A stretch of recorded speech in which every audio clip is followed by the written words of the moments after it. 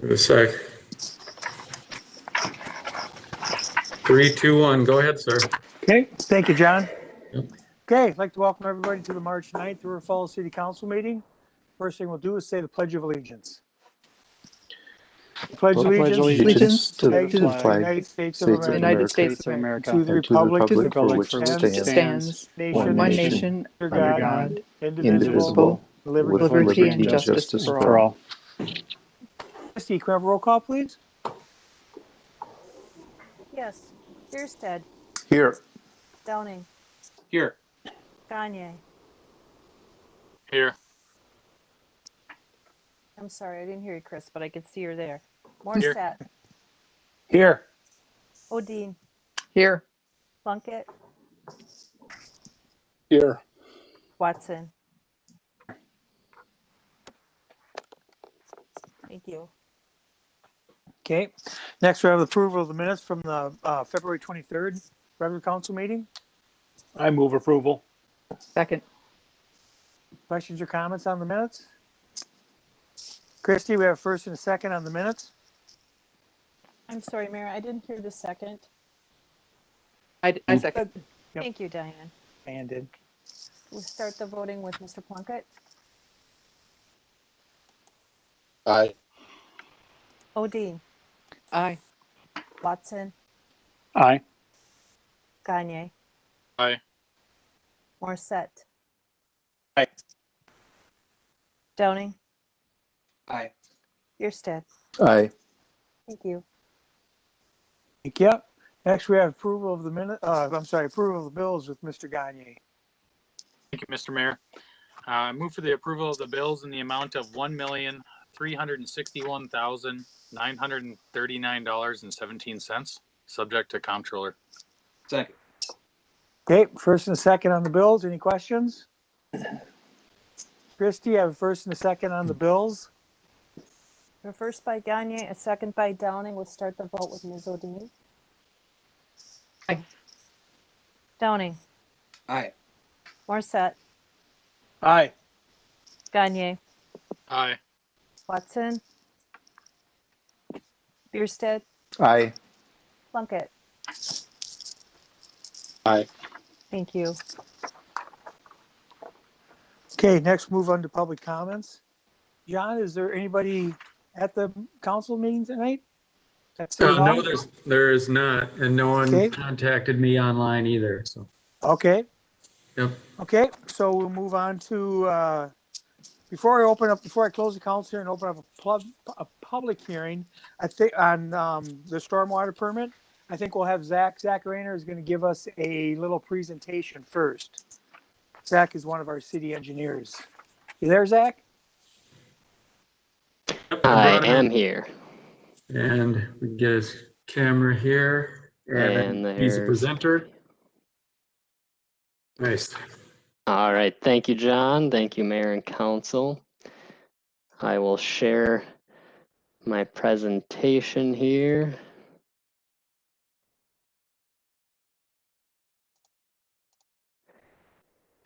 So, as Mayor said, I'm Zach. I'm one of the engineers with the city here and going to give a quick presentation on an update for our MS4 annual permit for the year 2020. The MS4 permits the municipal separate storm sewer system, which we have to report on annually to demonstrate our compliance. And its purpose is primarily to protect water quality by reducing pollution in our stormwater runoff. And that whole, our report and the attachments with it are in the council packet. And I'm just going to give a few highlights and updates here in this brief presentation. All right, so some highlights. This year was, or 2020 was a fairly slow year due to COVID. All of our school activities were canceled, but we were able to get in a really good presentation at the 2020 APWA Snow Conference. And that's the American Public Works Association. That's a national conference, quite large, and It was led by Mike Stifter along with Ray Curtis and myself. It was primarily focused on our winter maintenance history here in the city. And a large part of that has been our reduction in salt usage, which is good for the pocketbook, but also salt is quite a bad pollutant if it gets into stormwater. So that's a very good thing that we had there.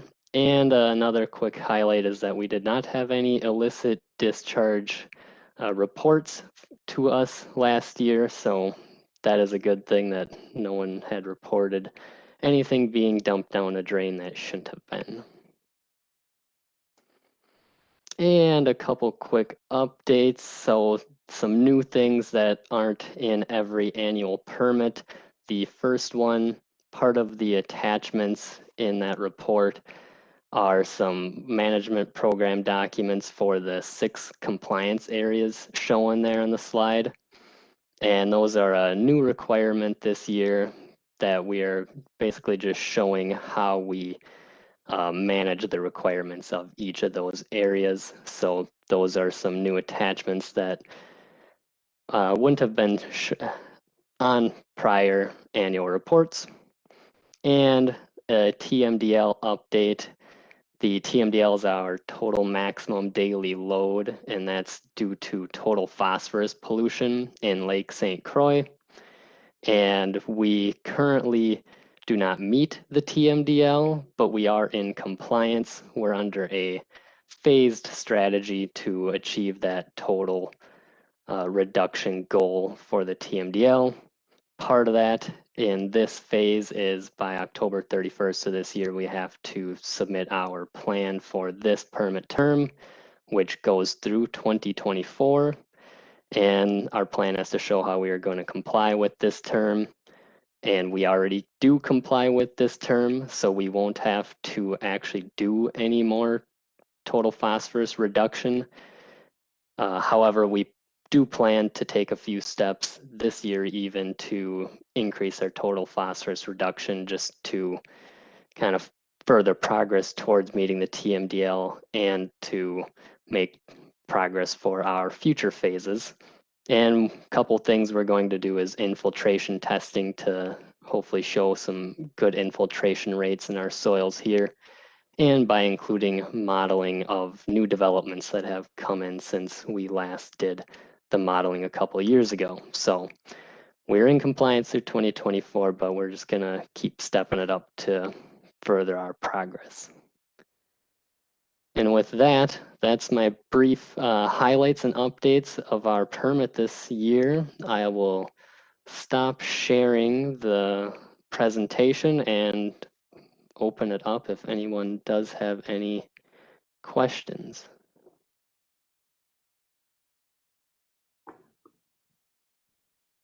You're on mute, Mr. Mayor. Sorry, before the council members get to you, Zach, I got to open up for public hearing. So I'm going to close the council hearing and open up for public hearing. And John, I'm assuming nobody is interested or around. No one's here. That's correct. Okay, I'll close the public hearing and open up the council hearing for questions on this. Actually, I'll take a motion on the resolution first. There you go. Mr. Mayor, I make a motion, we approve the MS4 permit for this year. Second. Thanks. Okay, questions, comments on this? I got a quick go ahead, question, Scott. comment, if I could. Zach, do you just want to talk a little bit? I know that the Tmdl has been an issue for years, and the elimination of phosphorus. We're not contributing. We're trying to reduce our output, but the real issue comes from farm runoff that happens upstream on the Kinney. Can you talk a little bit about that real quick? And then I've got another question for you. Yeah, so I don't have the exact numbers from which there's been a couple studies that demonstrate different contributing amounts from different sources. And I don't have those exact numbers in front of me. I could get them if given time, but it is an overwhelming majority from at least non-urban sources is from phosphorus. So our wastewater treatment plant, stormwater runoff from city streets, all those urban sources are a fairly small contributor to total phosphorus. They're just the easiest to track and permit and regulate. So that's why they're regulated Sure, over the sure. or rural sources. And one of the things that I always, every year, I'm sure Crystal finally got tired of me asking the question, so she shoved it onto your lap. But one of the things I ask about every year is the adoption of stormwater ponds around town. I see there's no longer the data in there about how many ponds we have and how many are not adopted. But my appeal every year is to the public that they take a look at adopting a pond and cleaning it up. And stepping up, contact the city. I would assume they could contact you, Zach, at the city to adopt a pond if they want to. But there's a lot of ponds out there. It's good to have them cleaned up, both for the pollution and to make it look better around town. So thanks for all your hard work. I know Mr. Downing's got a question, so I'll stop there. Yep. Go ahead, Mr. Downing. Thank you, Mayor. My question is for City Administrator Scott Simpson, and my question is this.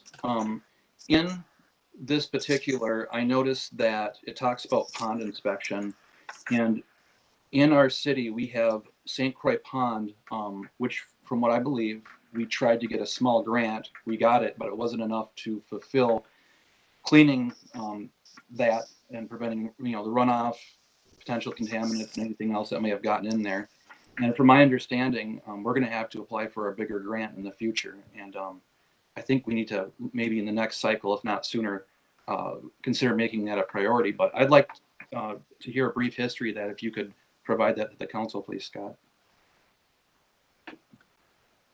Yeah, I can do my best, and maybe Zach wants to fill in it. But yeah, the St. Croix Pond is a pond that handles a fair amount of the runoff from roughly Quarry Road south to trying to think of the cross street there where Bob and Steve's is, but and so it kind of holds that water from the highway over to the river, and so that pond's a pretty well established veteran pond in our system, which means it's collected a lot of sediment and other things over time. We did apply, it is correct, we applied and received a grant to do a remodel or rehabilitation of that pond. Once we did some analysis of what we thought was the best approach for that pond in conjunction with the North Interceptor project for the sanitary sewer, the pond project was a lot bigger of a project than what our original application funded. So we did turn that grant back to the DNR so they could give it out to somebody else who could use it more immediately, with the thought that we'd have to do a kind of a longer range, later date rehabilitation of that pond. So there'll be a real basic pond rehabilitation done with the North Interceptor. So we are going to be doing work in that pond. We just didn't think the requirements related to that work. In other words, the DNR was happy to have us do that rehabilitation work. But the grant funding was to do a much bigger project than we were comfortable doing. And as Zach had indicated, we're currently meeting our requirements. So we're not looking to find new ways to reduce phosphorus from a regulatory standpoint. We're trying to be proactive. And in that case, we didn't think the cost benefit made sense for us to do what I consider to be the bigger, in a layperson's view, kind of the big, add an addition to the pond and, make it a lot newer, more capacity, some different approaches to it. But we are going to, as part of the North Interceptor project, do a smaller rehabilitation cleanup project there. Does that answer your question, Councilmember Downey? I think it does. I kind of would like to see a timeline as far as being able to work on the pond itself, and the St. Croix Pond in that sense. I have one more question I wanted to ask you in the immediate, though. From my understanding, wastewater and stormwater are different things. If we had a biosolids facility, how much overlap would there be in the phosphorus department when you look at removing it? Yeah, there'd be little or no overlap related to those two permits. I suppose you could argue that if the biosolids is land applied, that somehow it might have an impact on phosphorus in the rural areas, but I think that'd be a stretch probably from a permit standpoint. So I would view the biosolids facility as neither a help nor a hindrance as far as the MS4 permit. It's be neutral. Okay. That has the biosolids handling has more to do with metals, heavy metals, and other contaminants that are removed from the sanitary waste. Thank you for providing some clarity on that, Scott. You're welcome. And the time, and again, we are going to be doing work in the St. Croix Pond as soon as fall of 21. So that's part of the North Interceptor project that'll be bid here in the next couple months. Okay, thanks, Scott. Okay, anybody else have any questions about this? Yep, go ahead, Mr. Plunkett. Thank you, Mr. Mayor. I saw some discussion in the information about the rain barrel program and the ponds that people do on their properties. And just don't know a whole lot about this. I'm assuming that that's to help with water that's coming in off of roofs so that we don't get mass flow into the streets and the gutters. And stuff that is rainfall that exceeds the permeability of the ground to absorb what's coming in. What sort of amounts are we looking at for that as far as stormwater influx versus roads and parking lots that we have? So I can do my best shot at answering that, I guess. And you are correct in your initial statement of rain barrels and some of our infiltration ponds. We're trying to catch that water, and especially the initial flush of water. That's the first sweep of water that rinses off your roof or the streets and stuff. That's going to be the dirtiest, and we want to try and capture that with our ponds so that it doesn't go into the rivers. And then even the small steps with rain barrels, it captures that water so that we can use it during dry weather when it can actually soak into our grounds when we water whatever you're watering with it.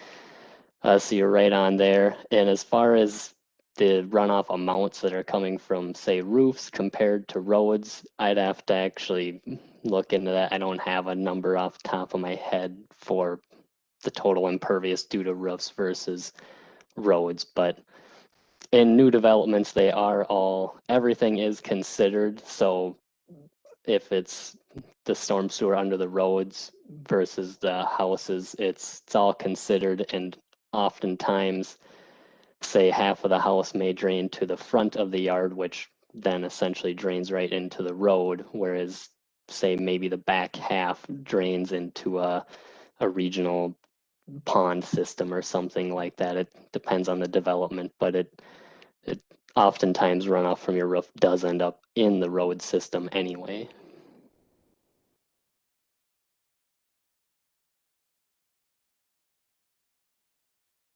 Thanks, Zach.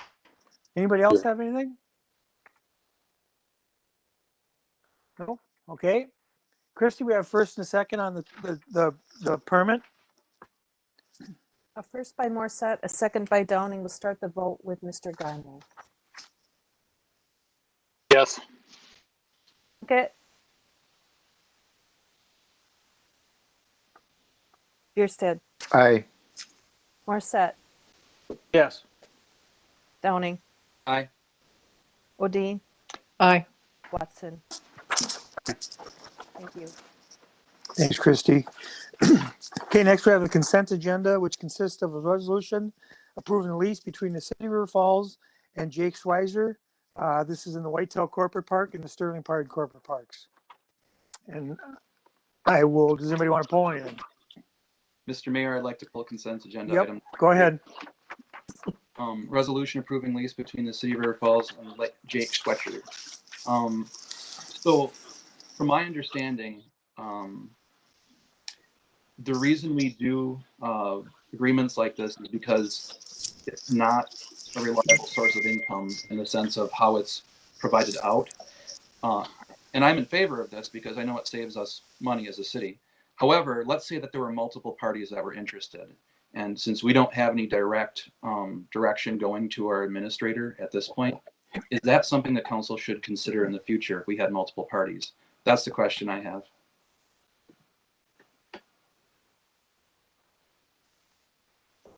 I think we leave it up to Scott to decide that. That's kind of his decision. We kind of put our trust in him to make those minor decisions. I would agree with the mayor. I think that I think we've got a host of land leases in place around the city. Some of them are profitable, for lack of a better word, or provide us income. Some of them are in order to maintain the property so we don't have to. This is one of those leases. I think the dollar amounts are such that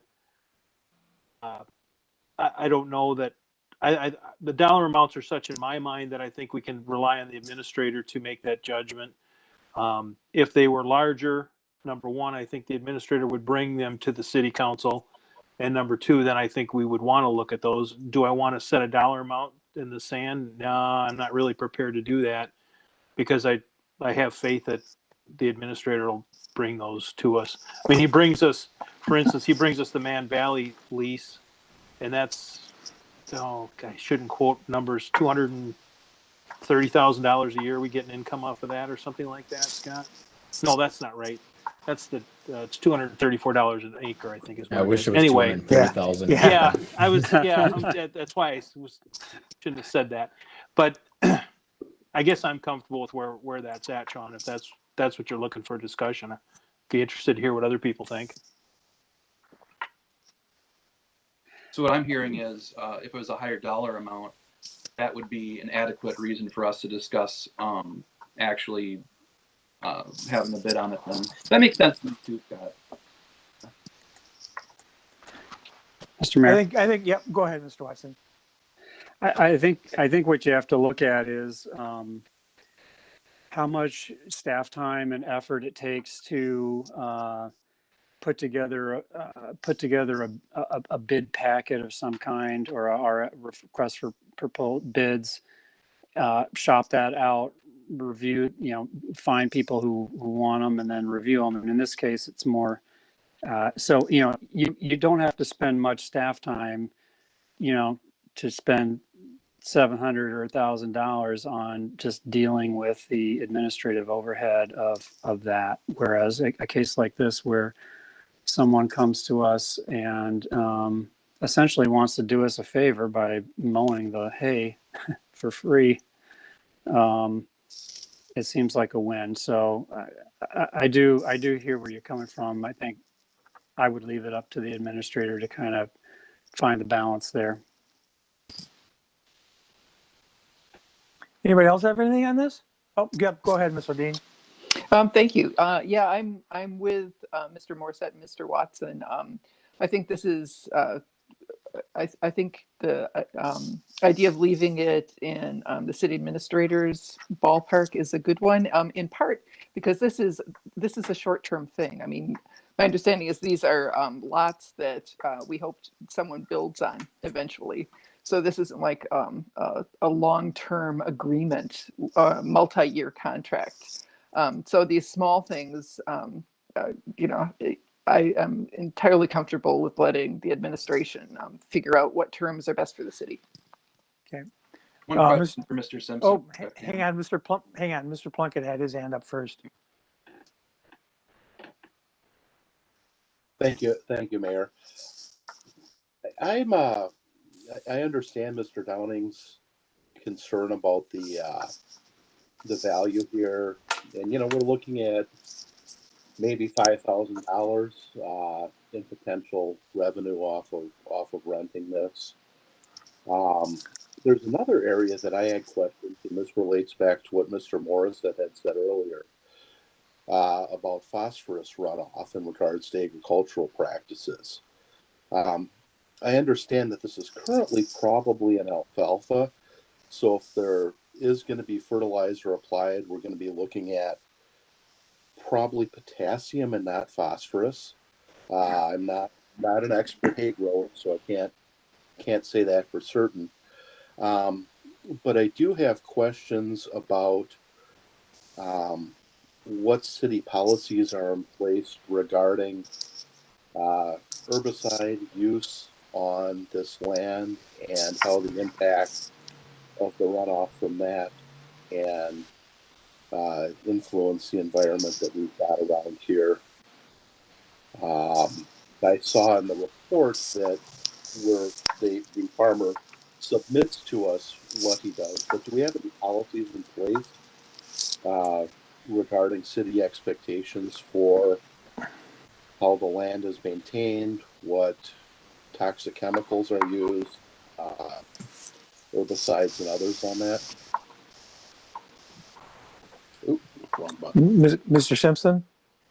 Yeah, I believe we have a couple different lease forms. I'd have to look at that to give you a good answer, but I think on the Man Valley property in particular, I think we've got some more language about chemicals and hazardous, leaving hazardous waste and things like that. On these properties, I would say we don't have much guidance or any language that's, we're relying on some best practices by the person that's doing it here. In the case of not to go too far afield here, but the whitetail, I doubt it would be considered alfalfa hay.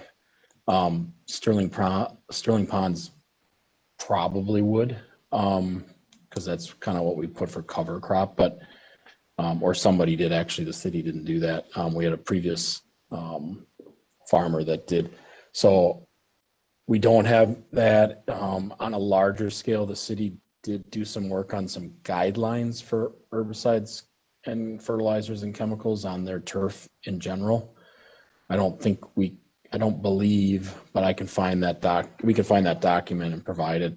I don't believe it had guidance on what I'd consider the more ag land. It did have some guidance on the conservancy lands. And I don't recall if it had anything related to corporate park lots. So I'd have to go, and that's been quite some time. So we did that. I don't know, Mr. Morris said, if you remember, we had some questions about herbicides at the library.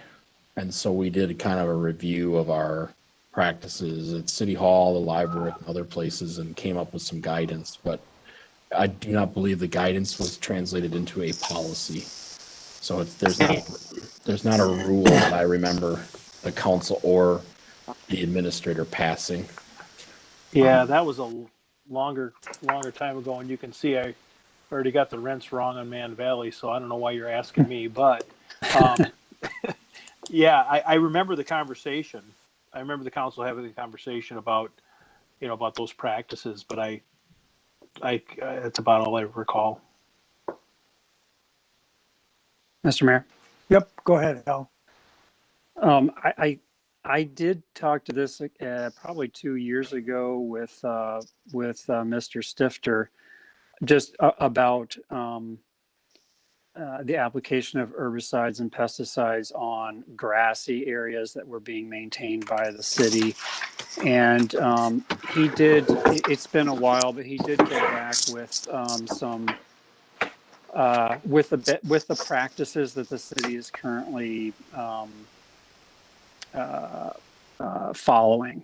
I think you're right. I think that's not an official policy, and that could be beefed up. So the other thought that I had here is that maybe, although ag isn't the same as forestry, it's similar. Maybe our city forester could take a look at this area of agricultural practice That's a suggestion. Thank you. Watson. Go ahead, Mr. Downing. So the main reason I pulled this, and although I agree with it, it goes to Mr. Morissette's point. You know, at what point do we have this come back before us? And then this is my question for Mr. Simpson. You don't have to answer it today, but I'd actually kind of like to know at what point, at what numerical value of the dollar, do you send something back to us as a council? So if you don't have a direct answer, that's okay, but I'd like to see one in the future, just so I have an idea what to look at as a council member. Thank you. Yeah, I'm learning with each as you know, each council is a little bit different. So I will state I probably wouldn't even brought this to the council historically.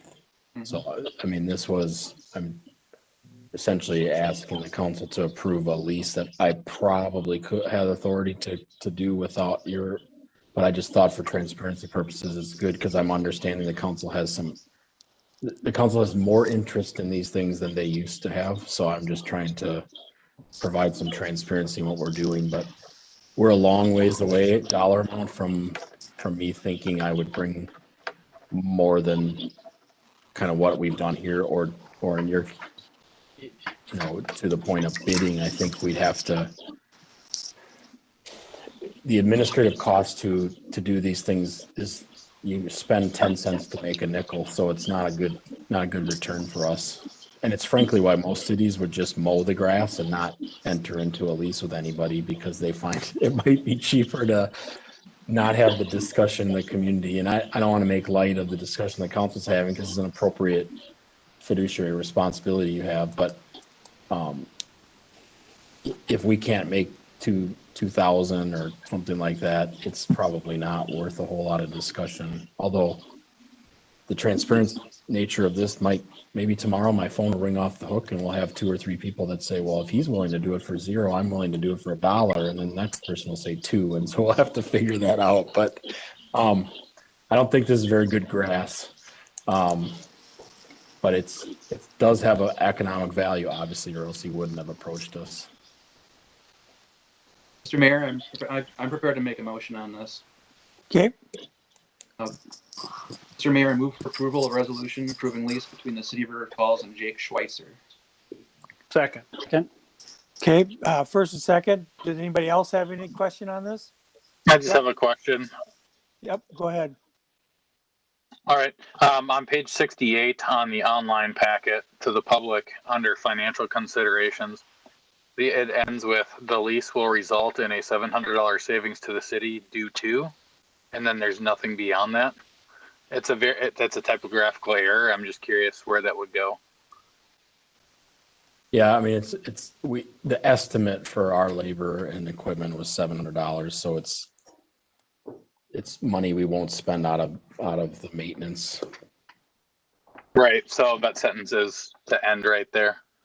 It's a big typographical error. I just noticed that it ended. So. Yeah, it should say due to us not having to mow it anymore. Yeah. I like to hear that. Thank you. Okay. Anybody else have anything? Yep, Mr. Plunkett. Mr. Mayor, and I appreciate having this before us because I think this raises some very interesting questions in regards to a matter of policy before the council, particularly as we're on the same night where we're talking about water runoff and stormwater. And I have to think back to what Larry Myers taught in some of his classes regarding soil science and hydrology at the U. And things like the length of crop stubble, the amount of organic matter in the soil, do play a real significant impact on the infiltration of rainwater events into our soil and it not turning into run water into our stormwater system. And I think that this should be something that we take a further look at some point as a matter of policy Because what we're doing with our agricultural land with the city does directly impact many of the other areas of our development and ecology. And Okay. thank you. Does anybody have any more questions about the lease? Okay, Christy, you have first and second on the consent agenda number 3. A first by Downing, a second by Morissette. We'll start the vote with Mr. Morissette. Aye. Watson, Aye. Plunkett, Aye. Gagne, Aye. Odine, Aye. Bierstead, Aye. Downing. Aye. Thank you. Thanks, Christy. Okay, next is the resolution approving a lease, blah, blah, blah. Next is a resolution approving a low interest loan to our neighbor's place. And before we get started on this, our community developer director, Amy Peterson, will give us a little talk about it first. Okay, thank you, Mayor and Council. I'll just take a few minutes to provide some background and context to the resolution that's before you this evening. Our Neighbor's Place is a local nonprofit that focuses on 4 core programs. They have a day center, the clothing closet, transitional housing, and the backpack program. So our Neighbor's Place provides a variety of housing services that include some of the following. They have a case manager that will assist those experiencing housing insecurity or homelessness. They partner with WestCap to provide housing voucher assistance. They collaborate with subsidized housing providers to connect those in need with resources. And they also provide motel vouchers as needed. In addition, they provide a restroom, shower, and laundry and kitchen facility for those in need. Those are just a few of the housing services that they do provide in the community. Our Neighbor's Place approached city staff about 2 years ago. They were looking for future options, including building a new facility, moving into an existing building, or buying and renovating the building where they're currently located at 122 West Johnson Street. They checked in with us a couple times a year to get market and status updates and to discuss renovation possibilities at their current site. Last year, they approached us to see if it would be possible to receive a low interest loan from the city to purchase their existing building. We've worked through the process with our Neighbor's Place and have the proposal before you this evening. In reviewing our Neighbor's Place's financials and background, we found a healthy organization and a strong board of directors. Through loan negotiations, our Neighbor's Place has agreed to set aside capital for 2 years of payments. This will ensure payment of the loan should there be a time of emergency in the future. The loan specifics as proposed include a $300,000 loan at 2% interest for 20 years. Our Neighbor's Place will be putting an $80,000 down payment on the purchase, and the loan will be secured by a first lien on the property. Staff is proposing that the loan be funded by funds reserved for housing. This fund has a fairly substantial balance, and in staff's opinion, this is a prudent use of these funds at this time. Lastly, I'll note that the city provided our Neighbor's Place a loan in 2010 to purchase the 215 West Cedar Street property that they have, and this loan was paid back early and in full. So with that, Mayor, I'll turn it back to you. Thomas Peterson and Shelley Smith are here from our Neighbor's Place if you would like to hear from them.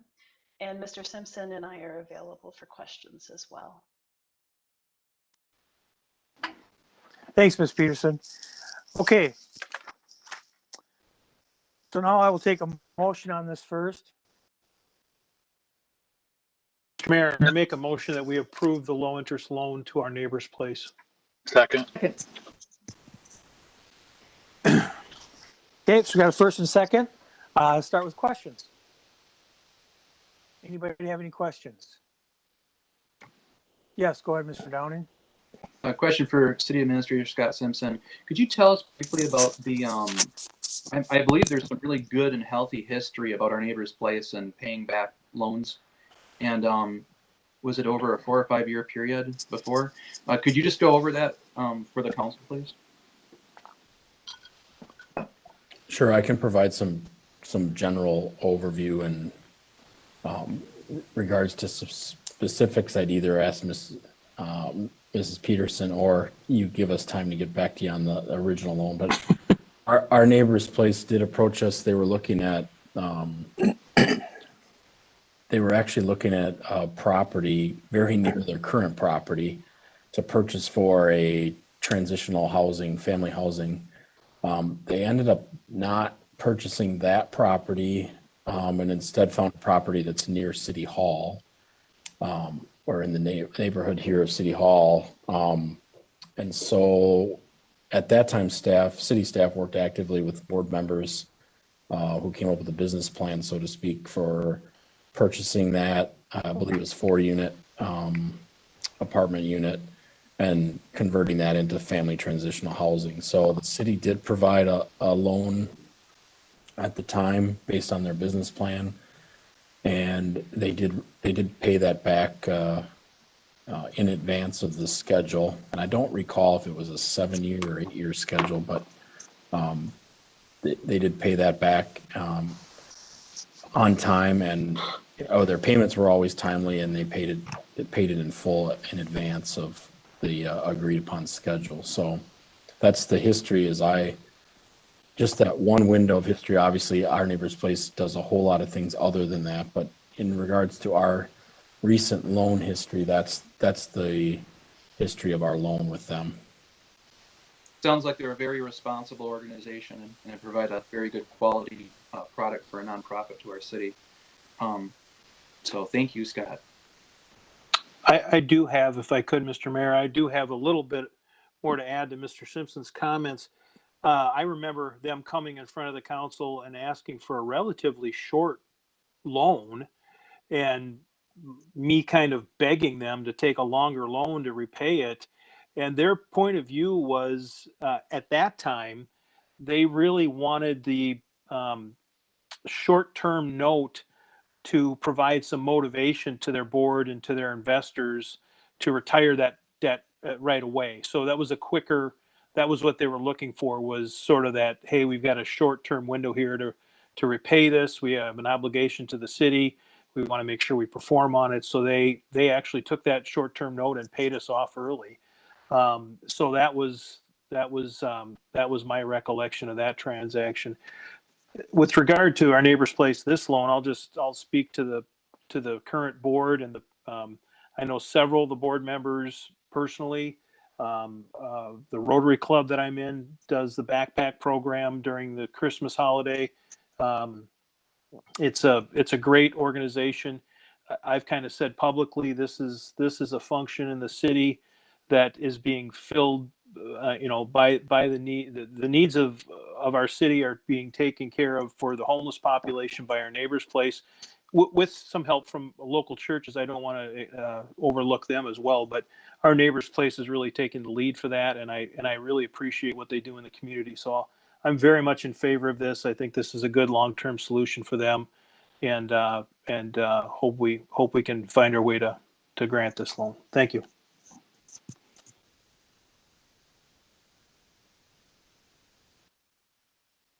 Plunkett, you have your hand up. Mr. Mayor, also thank you, Amy, for the work that you've done on this, and to our neighbor's place for the work they do in the community. Really, this is probably a question that maybe Scott could answer. It sounds like they're looking at an interest rate of about 2% from the city.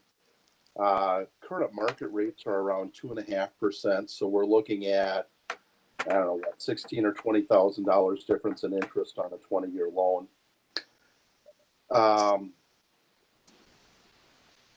What obligations do our local financial institutions have under the 1977, what is that, the Community Reinvestment Act? The Community Reinvestment Act to provide a loan like this to serve the low and moderate income community. And how will this loan being on the city impact the city finances for Mr. Simpson? Thank you. Sure. Thank you, Councilman Member Plunkett. The CRA, or the Community Reinvestment Act, there are some benchmarks for banks. I'm not an expert in that, but I know a little bit in my role through community development, economic development. So they have some responsibility as a member of the national banking system to meet benchmarks for loaning out on community reinvestment. This is likely a project that would qualify for meeting some of their goals. On the other hand, banks also have regulators who are increasingly looking for collateralization and other benchmarks. So the banking world has the CRA to meet, but they also have to, meet some asset issues. So I can't speak to how this loan would fit for each bank as far as one set of regulators telling them they're taking on too much risk, and the other set of regulators saying, what are you doing for the community? So that this is a loan that would lie somewhere in there and have to be considered by each board of the bank or their credit. Regarding the city, as we indicated in the memo, and I'll emphasize, the city has a pretty substantial fund for housing. It's been built up with a couple different sources. We do not have currently a policy on the best use or exactly how the council wants us to use this, which would make me feel a lot better as a staff person to say, this is what the community wants us to do with this resource. That being said, this seems to be in the wheelhouse of what would likely be approved by the council, or I would guess would be approved by the council for use of these funds. It will be consistent, I believe, with all the laws related to how we can use these funds. So it'd be within the purview of the council to include this type of funding in that policy, understanding that we do not have the policy. So we've got the request by our neighbor's place. We contemplated as staff whether we should not bring this to the council until we have a policy for you to consider in conjunction or in advance. But we thought it was important to give, frankly, the council the policy question and let them answer how comfortable you are. From a financial standpoint, it's just the opportunity cost. This doesn't have an impact on the levy. We won't be required to raise taxes if we don't get this repaid. It's the opportunity that the council would lose if it's not repaid. It's the opportunity to use that funds for some other source that you think is worthy in the housing area. So that's really, from a financial advice standpoint, the council has to decide if they think this is a priority use of these kind of funds. You're not making policy per se. We will still bring back a policy document for you to create, but you're obviously indicating whether or not this is the type of thing that you'll want to use these funds for in the past. And we've done about 4 or 5 uses in the past, and so you're adding to kind of the staff's directory of what types of things the council is interested in doing. So our neighbor's place, we talked about Habitat Eco Village. We've provided funds for housing study.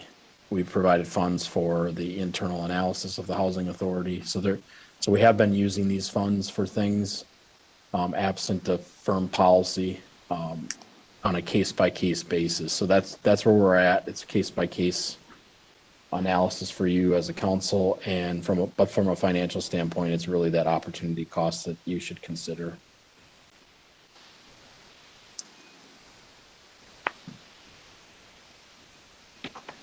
So thank you, Mr. Mayor.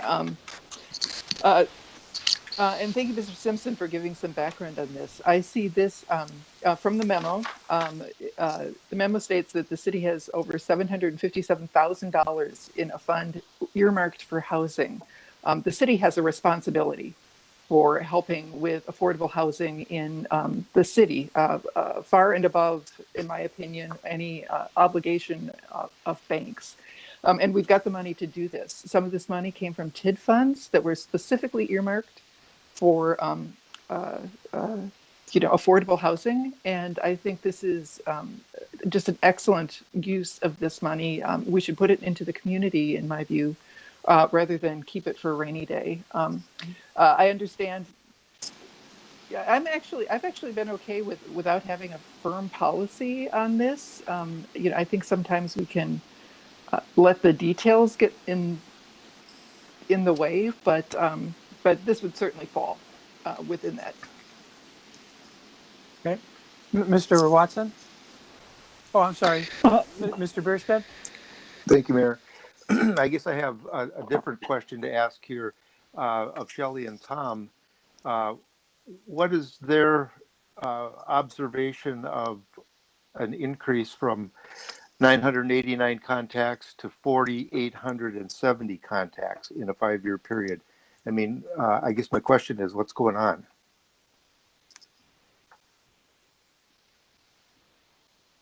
This is Thomas Peterson. I think what's going on is that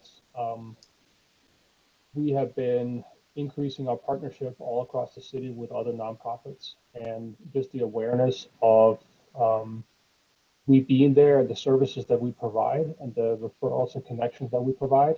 We have 2 full-time staff members and a part-time staff member at the day center, and I think that's contributes hugely to the increase in the number of contacts and people knowing that they can come to us and we can help them.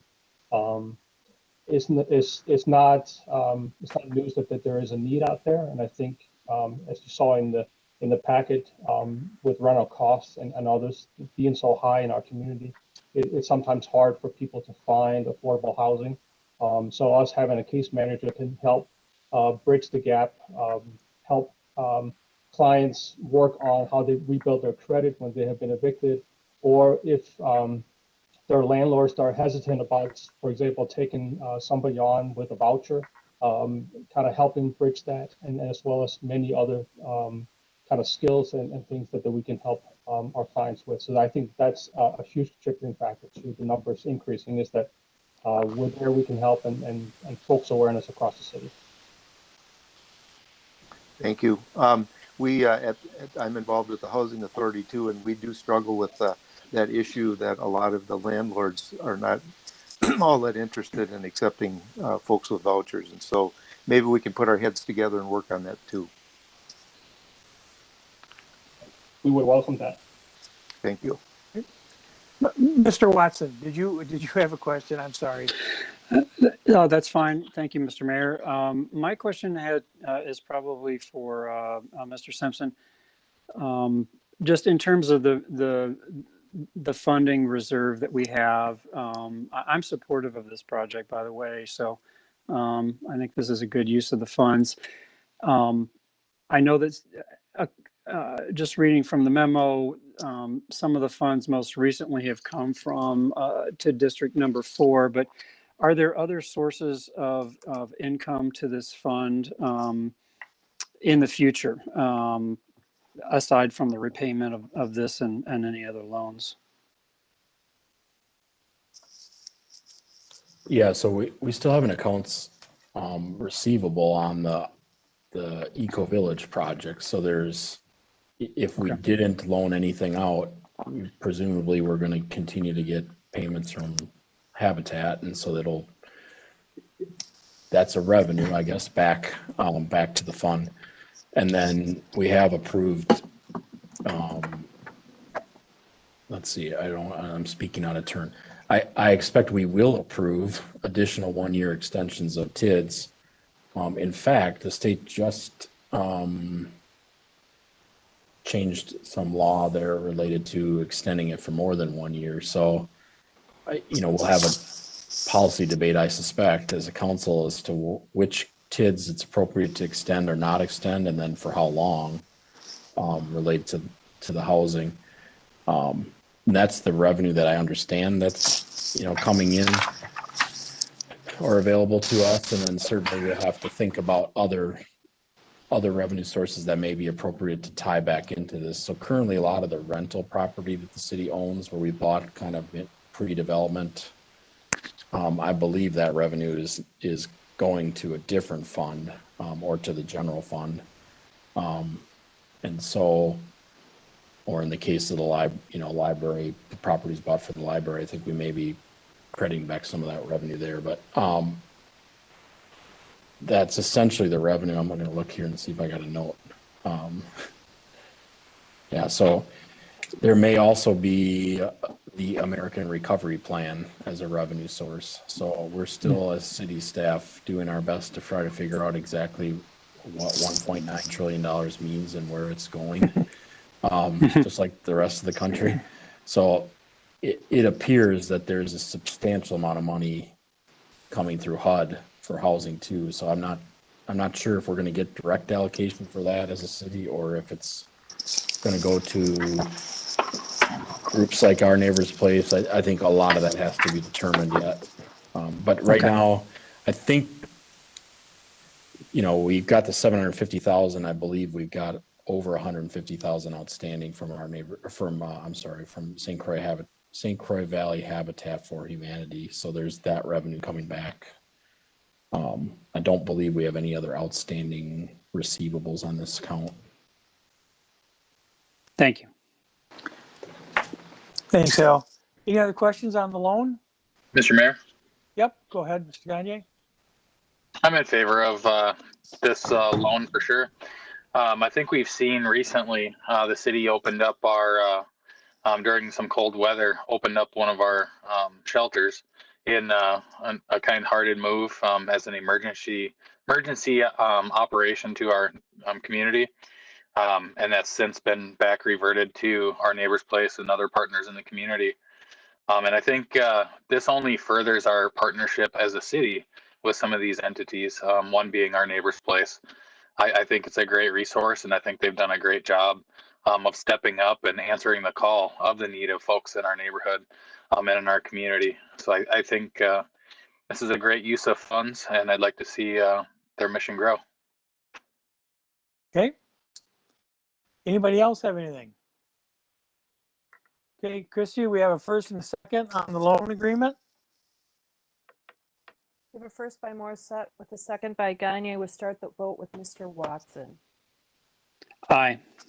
Plunkett. Aye. Bierstead. Aye.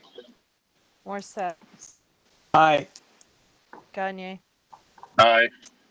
Downing. Aye. Odine. Aye. Thank you. Thanks, Christy. Next, move on to administrative report. Anybody has any questions for Scott? Scott, you got anything for us? Just make the council and the mayor aware. We'll be going to a more summary approach to the administrator's report kind of in the next few months. We'll be transitioning to that. So there'll be a little less of the activity reporting, which will still be available in department reports. Still be reporting out to some of the advisory committees, but we'll likely do more of a highlights approach for the administrator's report so that you can see some of the changes to things on there. But the other thing of note is I'll take from the conversation earlier that I'll provide to the council our kind of practices related to herbicides and fertilizing on turf areas, whatever we may have. I can pass that along. I do want to mention to the council that we are operating in an environment where there's lots of changes related to COVID practices also, but the city is planning to take a kind of slow approach related to its organization, meaning its staff, facilities, and other things as things become aware. It will also be doing some translation for employees about what things mean and don't mean. So when the CDC says if you're vaccinated and you can be with other people who are vaccinated, that doesn't apply to the workplace because we're still under the governor's mask mandate in workplaces. So as guidance comes from the feds down to the state and then through the county level, we'll continue to monitor that and do our best to modify practices as appropriate. But you may find us a little bit slower reacting than other workplaces because that's kind of been our incremental approach throughout time, and that's the plan that we expect to take. But you may see slow changes, things like instead of the meeting notices saying, we're limited to 10 people in the council chambers, we'll likely adjust that based on the, whatever capacity can be allowed for social distancing and things. So it may be 18 people allowed in council chambers for a while, once that's in place. But we'll still be masking and doing that until we kind of get some clear guidance about how we want to go forward. So appreciate everybody's patience. There appears to be some light at the end of the tunnel. And you may find that private businesses and others in the town are moving faster on some of these things than us. And that may be appropriate given their circumstances and the rules that are in place at the time. Thanks, Scott. Anybody else have anything for Scott? Yep, go ahead, Mr. Plunkett. Thank you, Mr. Mayor. And this goes back to the issues that you brought up with the COVID. Last month I was really optimistic on a national level, looking at the continued decrease in cases and the continued increase in vaccination. But despite the continued widespread increasing availability of vaccinations, we're not seeing a commensurate reduction for the last couple of weeks in the number of cases nationally. In this area, with the university and with the city of River Falls, I think that we have been, and we're still seeing a reduction that is commendable in regards to individual behavior and collective effort to fight the pandemic. On a national level, it appears that this may be some of the COVID variants that are going to present continued difficulties. What information do we have about those variants in this area? And with the city wastewater sampling, some areas have gone to doing genotyping with that. Is that something that we'd be looking at to be getting some early warning about things that may be of concern? Thank you. Yeah, I can only speak a little bit on that. Assistant City Administrator Stroud is still in communication with Pierce County Public Health and St. Croix County Public Health. We're still relying on some of their surveillance and them telling us what they think is best practice for that. I'm not aware of any specific variant monitoring that's going on in Wisconsin or our area. We are anecdotally aware of some of that's going on in Minnesota, and some increases in certain variants that they're monitoring there. But I think wastewater has not been identified by public health as a place that is going to be that helpful for us. I guess it hasn't been mentioned. We didn't ask about the variant versus non-variant genotyping, but it's of interest. It's good base data, but it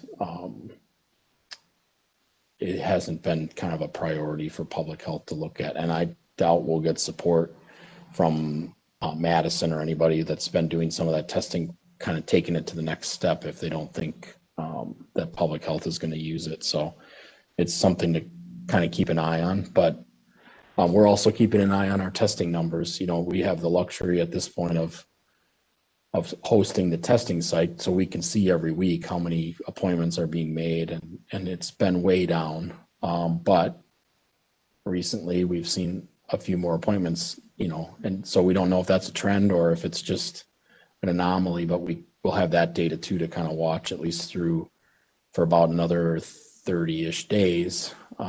We expect to have have that. And then again, we're all waiting for this American, and I don't mean that sarcastically at all. We're all waiting for the American Recovery Plan and what that means. Does that mean there's going to be regional testing sites set up by the federal government? Does it mean that we're going to get some funding to extend the April date that we have on our current testing partnership with the university? And so we might have some other indicators of where we're headed. But right now, we understand that there's some guarded optimism amongst the public health community, specifically in our area, about the good things that are happening. And I will put in a plug for vaccination. Our understanding is Pierce County and some of the pharmacies in the area are asking people to really get your appointment. They have spots available. If you call and you're on the current eligibility list, which is not just 65 and older, but includes some other eligible groups, you likely will get an appointment the next day or in a couple days.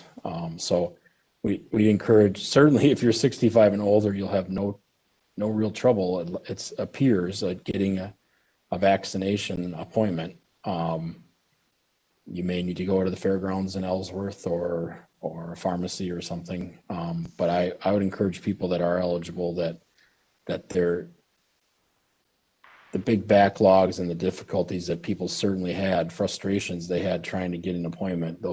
It appears that there is some positive momentum.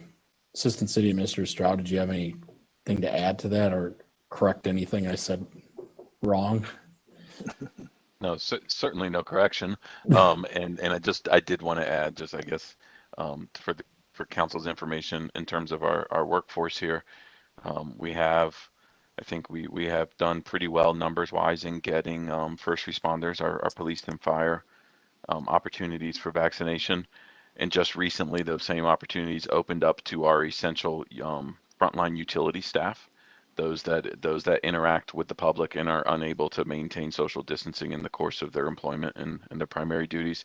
And we have a good number of folks that have signed up on that list. And if I'm not mistaken, I believe are getting their first shots this week.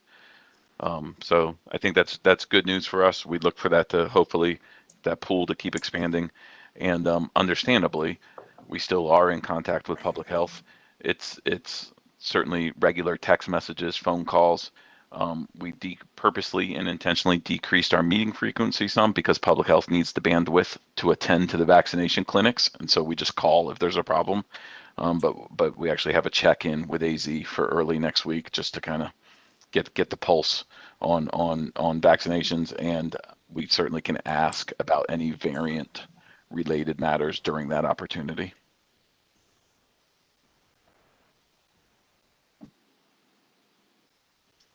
Does anybody else have anything? Move to adjourn. Second.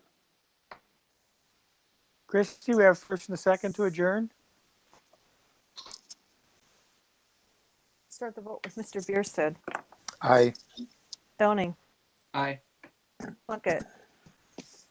Aye. Odine. Aye. Gagne. Aye. Watson. Morset. Aye. Thank you. Thanks, Christie. Okay, we are adjourned. Council, Thanks, I'll everybody. just give you the applause that you're not going to get, that we didn't have with nobody in the council chambers. But I appreciate your consideration of the loan and congratulations on supporting a community organization.